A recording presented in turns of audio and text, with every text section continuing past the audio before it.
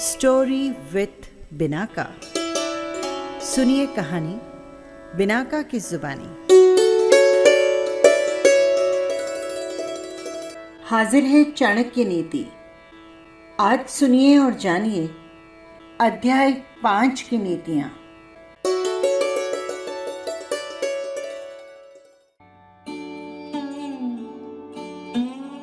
नीति 1।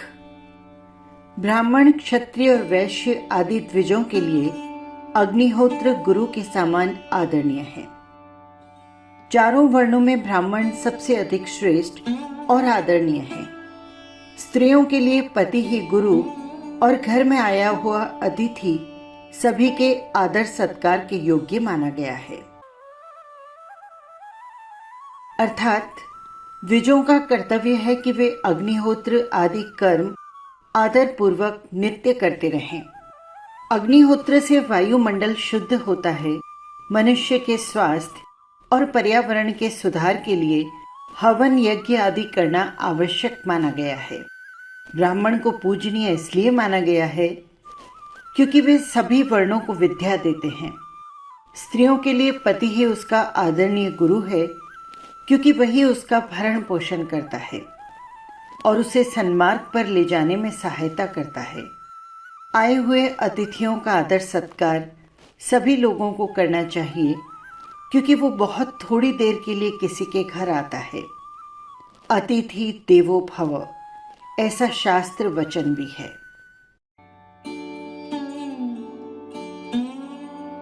नीति 2।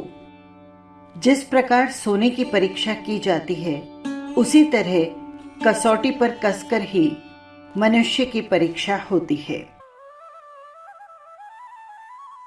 अर्थात जिस प्रकार सोने की परीक्षा 4 तरह से की जाती है, उसे कसौटी पर घिसा जाता है, काट कर देखा जाता है, तपाया जाता है और कूट कर उसकी जांच की जाती है, उसी प्रकार मनुष्य कितना श्रेष्ठ है इसकी पहचान भी इन 4 बातों से होती है।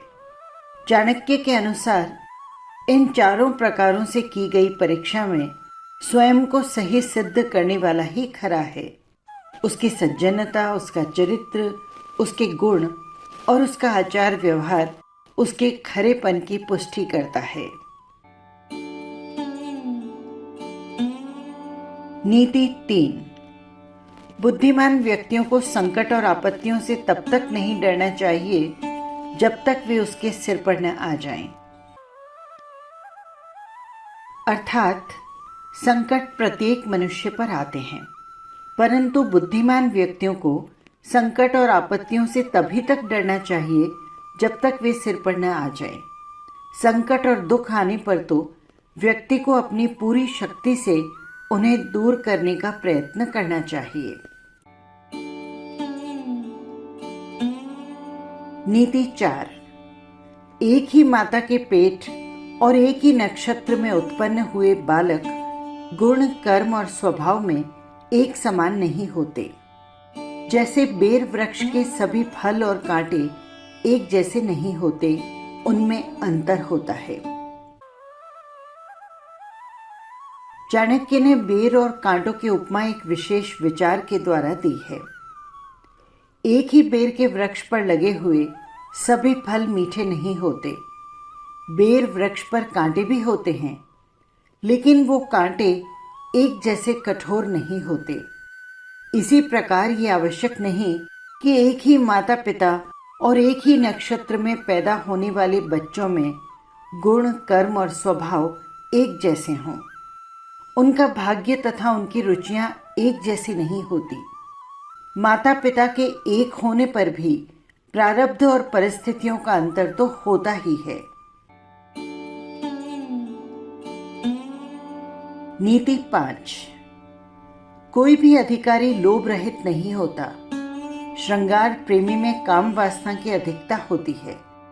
जो व्यक्ति चतुर नहीं वो मधुरभाषी भी नहीं हो सकता तथा साफ बात कहने वाला व्यक्ति कभी धोखेबाज नहीं होता। चाणक्य यहाँ ये कहना चाहते हैं कि प्रायः देखा जाता है कि जिस व्यक्ति में बड़ा बनने की लालसा होती है वही अधिकार प्राप्त करना चाहता है। जो अपने शरीर को अच्छे वस्त्रों और खुशबू आदि से सजाता है, उसमें काम वासना की अधिकता होती है। मूर्ख और फूहड़ व्यक्ति मधुरभाषी नहीं होता, तथा जो व्यक्ति साफ बात कहता है अर्थात स्पष्ट वक्ता है, वो किसी को धोखा नहीं देता। निर्दोष ही सच बोल सकता है। नीति 6।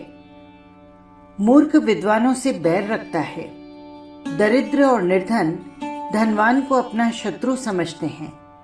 वेश्याएं कुलीन स्त्रियों से द्वेष रखती हैं और विधवा स्त्रियां सुहागिन को अपना शत्रु मानती है। चाणक्य नीति के अनुसार ये संसार का नियम है कि विपरीत स्थिति वाले लोग एक दूसरे को अपना शत्रु समझते हैं। चाहिए तो ये है कि मूर्ख पंडितों का आदर करें, जिससे उन्हें कुछ लाभ हो, लेकिन वो उनका सम्मान करने के बजाय उनसे दुश्मनी रखते हैं।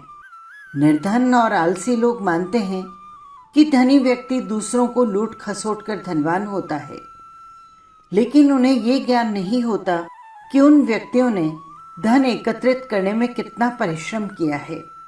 इतना ही नहीं, उसे संभाल कर रखने के लिए एक विशेष प्रकार के धैर्य की आवश्यकता होती है। वेश्याएं भी कुलीन स्त्रियों से द्वेष करती है और विधवा सुहागिन स्त्रियों को दुर्भावना की दृष्टि से देखती है। संकेत है कि आरोग्य और अभावग्रस्त ही द्वेष करते हैं। नीति 7। आलस्य के कारण विद्या नष्ट होती है। दूसरे के हाथ में गई हुई स्त्रियां नष्ट हो जाती है। कम बीज डालने पर खेत बेकार हो जाता है और सेनापति के मारे जाने पर सेना नष्ट हो जाती है। इसका भाव ये है कि विद्या की प्राप्ति और उसकी बुद्धि के लिए व्यक्ति को आलस्य का त्याग करना चाहिए। आलसी किसी गुण को प्राप्त नहीं कर सकता। दूसरे के पास जाने वाली स्त्री का धर्म नष्ट हो जाता है, अर्थात किसी दूसरे के अधिकार में जाने पर स्त्री का सतत्व कायम नहीं रह पाता। यदि खेत में बीज बोते समय कंजूसी की जाए और बीज कम डाला जाए तो अच्छी फसल नहीं हो सकेगी। इसी प्रकार सेना का बल सेनापति से ही स्थिर रहता है।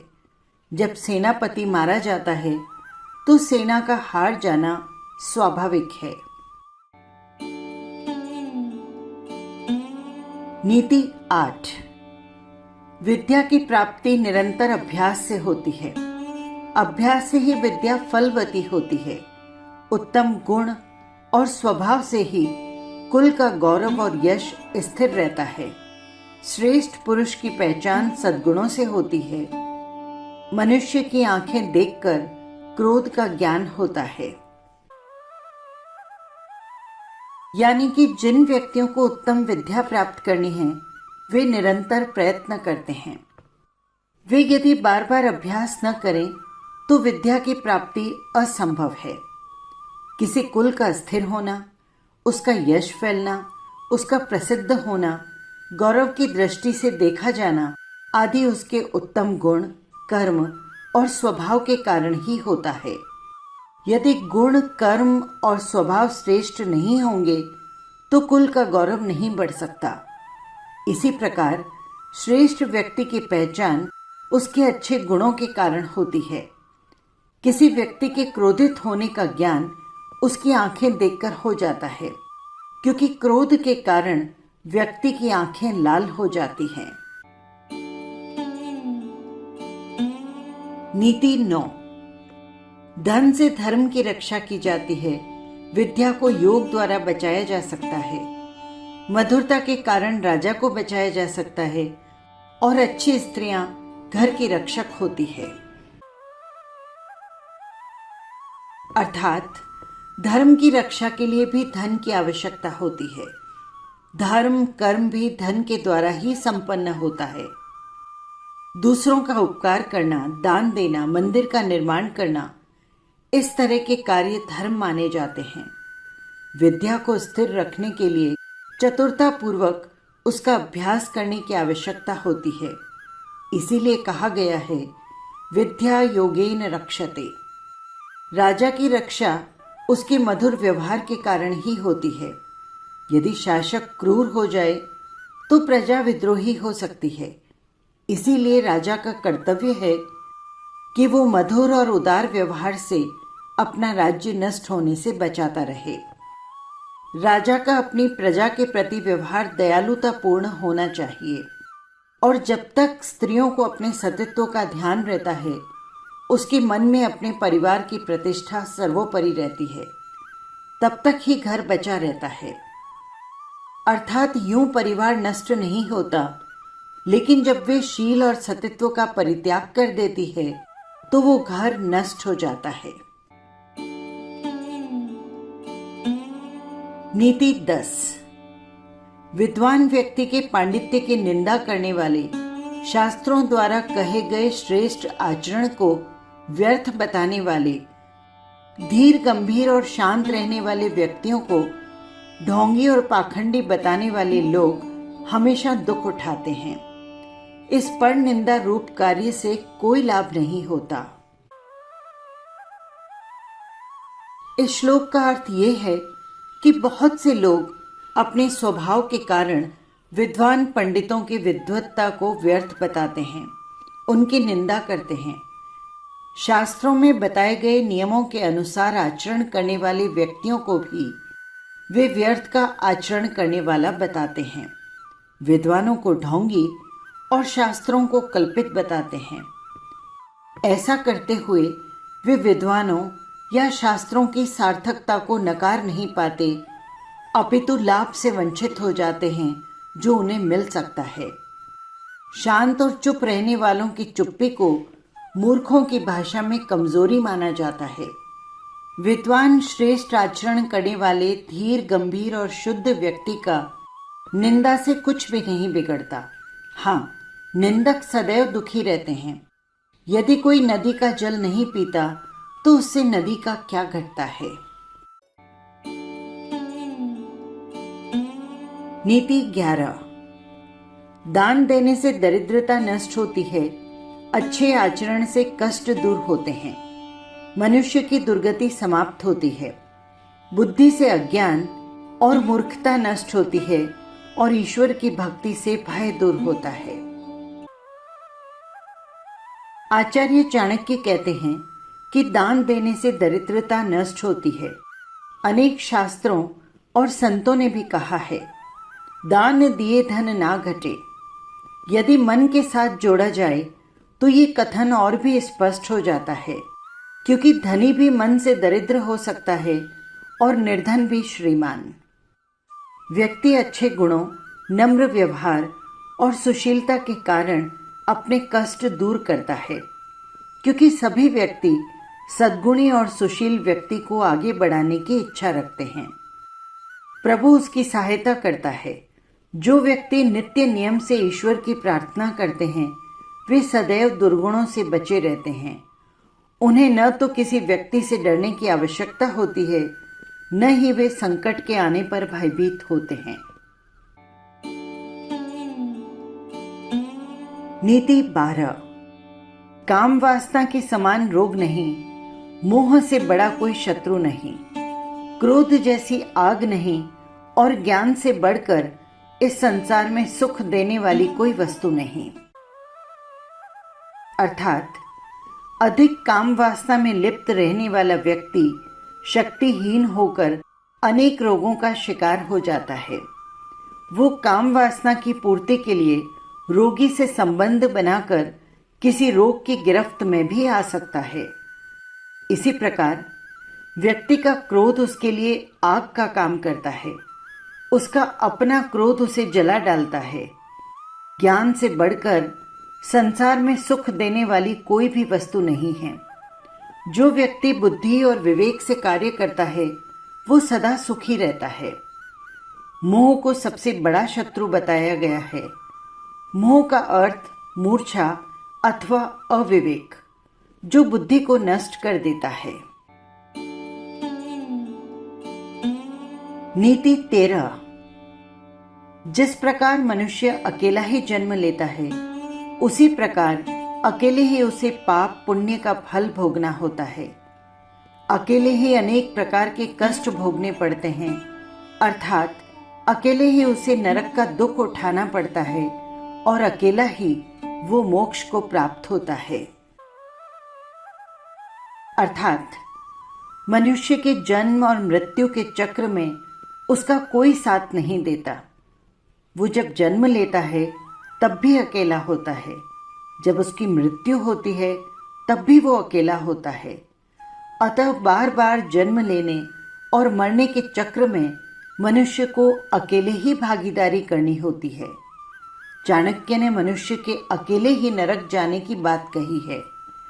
नरक और कुछ नहीं है, मनुष्य द्वारा भोगे जाने वाले कष्टों का नाम है। व्यक्ति अकेला ही इस कष्ट को भोगने के लिए मजबूर होता है। उसके कष्ट में सहानुभूति तो जताई जा सकती है, परंतु उसका कष्ट बांटा नहीं जा सकता। यदि वो अच्छे कार्य करता है तो इसी जन्म में जीव मुक्त की स्थिति को प्राप्त कर लेता है। आचार्य चाणक्य ने यहाँ संकेत दिया है कि सब अकेले ही करना है, इसीलिए उत्तरदायित्व को निभाने के लिए हमेशा तैयार रहें।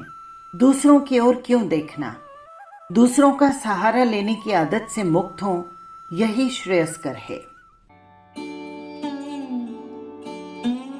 नीति 14। जिसे ब्रह्म ज्ञान है उसके लिए स्वर्ग तिनके के समान अर्थात तुच्छ है। शूरवीर के लिए जीवन तिनके के समान होता है। जितेंद्रिय अर्थात संयमी व्यक्ति के लिए स्त्री तिनके के समान है और इच्छा रहित मनुष्य के लिए सारा संसार ही तिनके के समान है।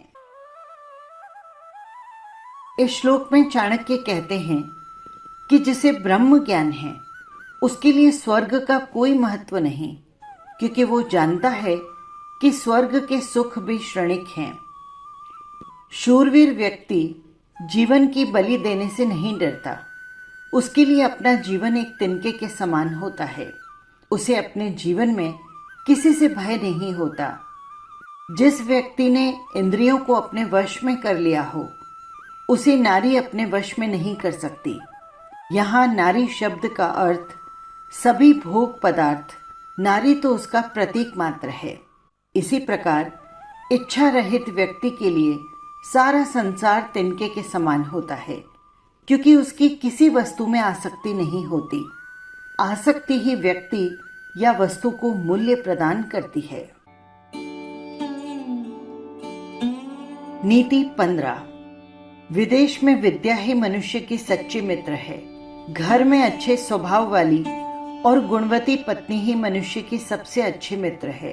रोगी व्यक्ति की मित्र दवाई, और जो मनुष्य मर चुका है उसका धर्म कर्म ही सच्चा मित्र होता है।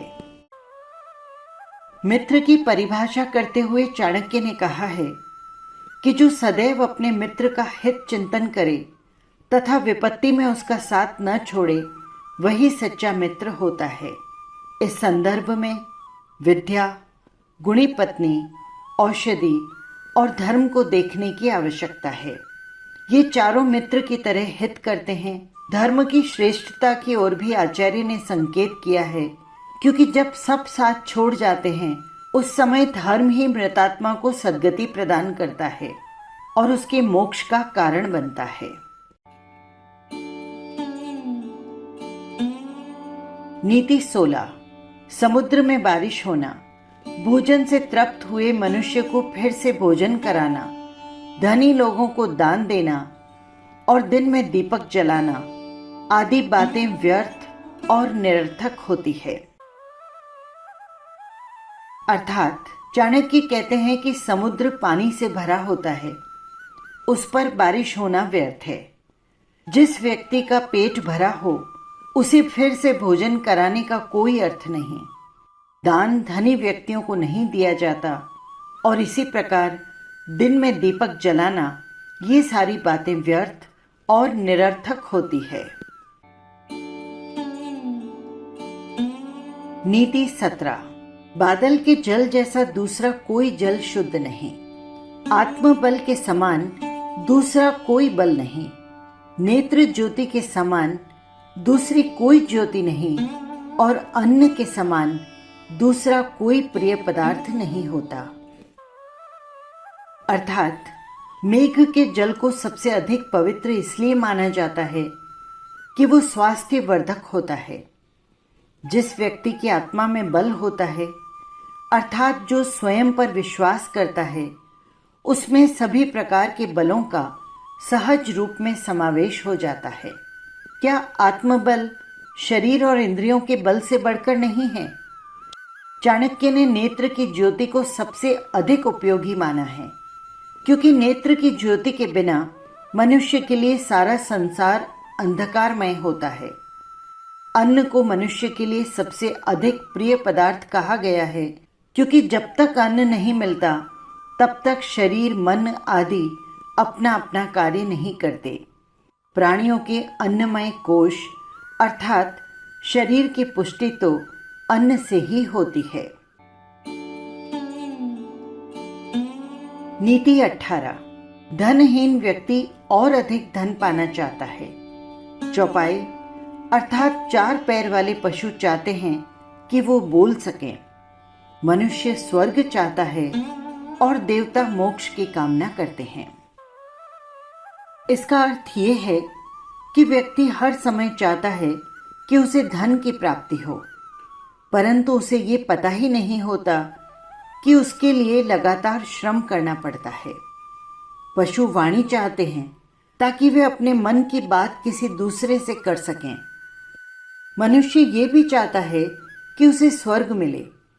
देवता और विद्वान व्यक्ति इस जीवन से मुक्त होने की कामना करते हैं, इसीलिए वो जीवन में ऐसा कार्य करते हैं जिनसे जीवन मरण के बंधन से मुक्त होकर मोक्ष की प्राप्ति होती है।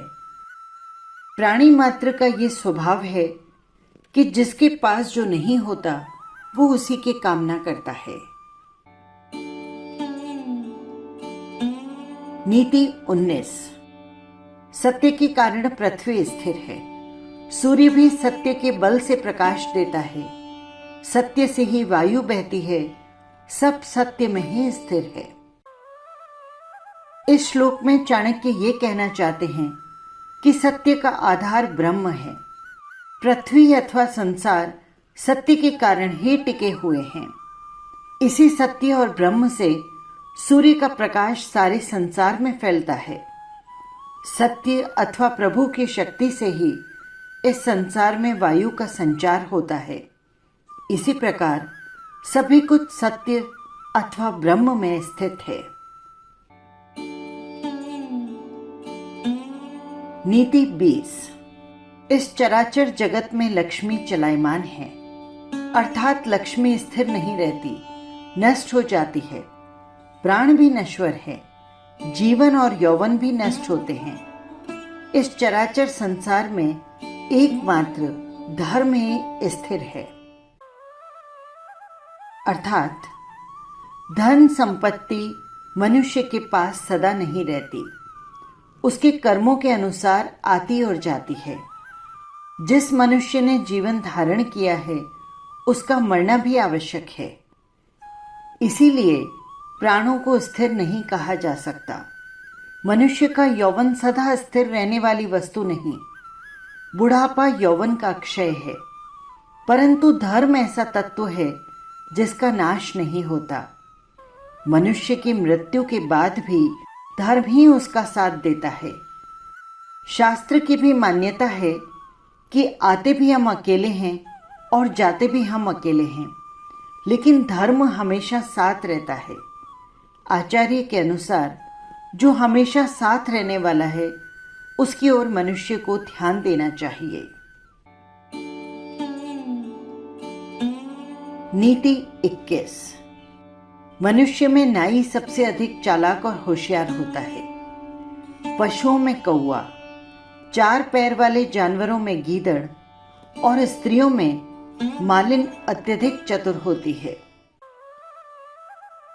यहाँ जिन जातियों की बात आचार्य चाणक्य ने की है उसे आपत्तिजनक मानना आचार्य के कथन को सही संदर्भ में न समझने की भूल करना है। जो जाति जितनी अधिक सामाजिक होती है, उसे इस बात का व्यावहारिक अनुभव होता है कि किस व्यक्ति से किस प्रकार कार्य करवाना चाहिए। कुछ बिरादरियों में जो पुरानी परंपराओं का निर्वाह करते हैं, आज भी नापित की महत्वपूर्ण भूमिका होती है। पहले शादी विवाह आदि में महत्वपूर्ण निर्णय भी नाई के द्वारा ही लिए जाते थे। ये मीडिएटर का काम करते थे और अपने यजमान के प्रति वफादार होते थे। इनके सामने लोग अपने मन की बात खोलकर भी रख देते थे। यही स्थिति मालिन यानी फूल का व्यापार करने वाली जाति की स्त्रियों की भी है। उनका मेल हर तरह के लोगों के साथ होता था। अपनी बात रखने के बारे में तथा किसी सवाल का तत्काल जवाब देने में आज भी उनकी कोई बराबरी नहीं कर सकता। यहाँ एक बात विशेष रूप से समझने की है कि इस दुनिया में कुछ भी नकारात्मक नहीं है। बुद्धिमान व्यक्ति प्रत्येक वस्तु का, प्रत्येक स्थिति परिस्थिति का और प्रत्येक संवेग का सही प्रयोग और उपयोग करना जानता है। यही उसकी सफलता का मूल मंत्र है। इसीलिए वो विशेष कहलाता है। और ये भी शब्दों का अर्थ रूढ़ की जगह यदि यौगिक रूप से किया जाए तो सर्वसाधारण उसे खींचकर उसी ओर ले जाता है जो जन सामान्य में प्रचलित है। इस बारे में तो सभी एक मत से सहमत हैं कि कुछ शब्दों का एक अर्थ नहीं होता, उनके सही अर्थों को संदर्भ के अनुसार लगाना पड़ता है। जब शब्द का अर्थ भाव के विपरीत हो तो लाक्षार्थ को समझने का प्रयास करना चाहिए।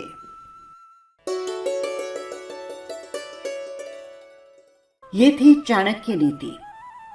ये अध्याय आपको कैसा लगा कमेंट बॉक्स में ज़रूर लिखिएगा। और हाँ, यदि आपने चैनल को सब्सक्राइब नहीं किया है तो कर लीजिएगा, जिससे हर अध्याय सीधे पहुंच सके आप तक। फिर मिलेंगे किसी नई कहानी या नई नीतियों के साथ। नमस्कार।